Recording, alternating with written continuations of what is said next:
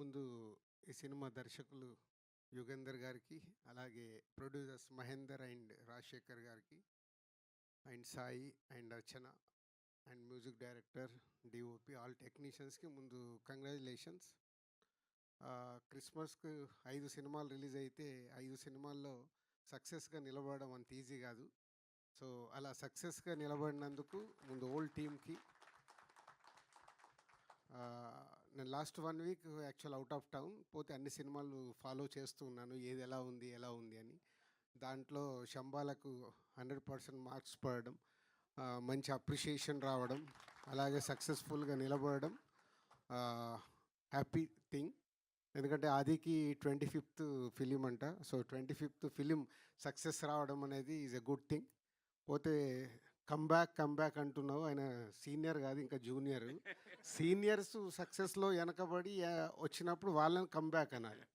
So correction చేసుకోండి, ఎందుకంటే ఇంకా చాలా ఉంది. ఇంకా 40 ఏళ్ళు పని చేస్తాడు, అలా నాన్న 50 ఏళ్ళు కంప్లీట్ చేశాడు, అది ఇంకా మినిమం 40 years కంప్లీట్ చేయాలి. సో బొమ్మరిల్లు సినిమా తీసినప్పుడు ఇప్పటికీ నన్ను రవి విజిల్ కొడుతున్నాడు.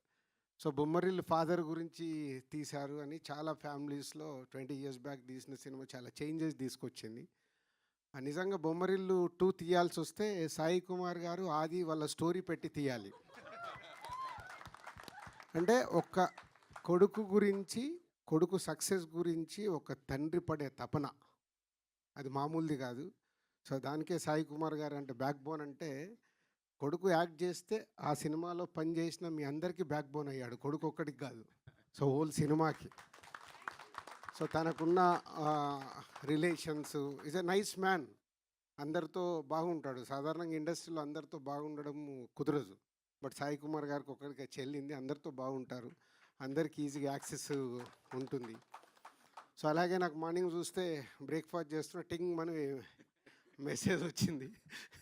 సో అన్ని నేను ప్రోమో, ఇది లాంగ్ బ్యాక్, దీని ప్రోమో ఫస్ట్ రిలీజ్ అయినప్పుడు సాయి కుమార్ గారు పంపించినప్పుడు చూసినప్పుడే చెప్పా all the best, is looking good అని. సో అలాగే సినిమా కూడా బాగా అయ్యి సక్సెస్ అయినందుకు మీ అందరికీ thank you. So not easy, ఈ రోజుల్లో ఒక సినిమాని ప్రేక్షకులని సాటిస్ఫై చేయడం అంత ఈజీ పని కాదు. దాంట్లో సక్సెస్ అవ్వడం అంటే ఈజ్ ఎ గ్రేట్ థింగ్.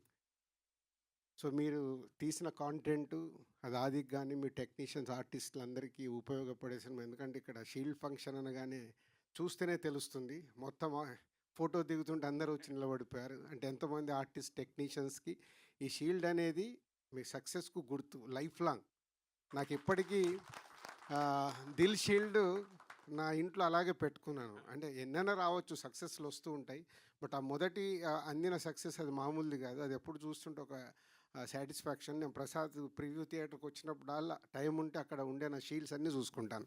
అంటే ఒకసారి మెమోరీస్, ఆ షీల్డ్స్తో దొరికే మెమోరీస్ అవి లైఫ్లో రేపటిది మర్చిపోతూ ఉంటాము, కానీ షీల్డ్ మన కళ్ళ ముందు ఉంటే ఆ సినిమా ఎప్పుడు మనకు గుర్తుంటుంది. అదే ఈ shield function. So congratulations and all the best. Thank you so much sir.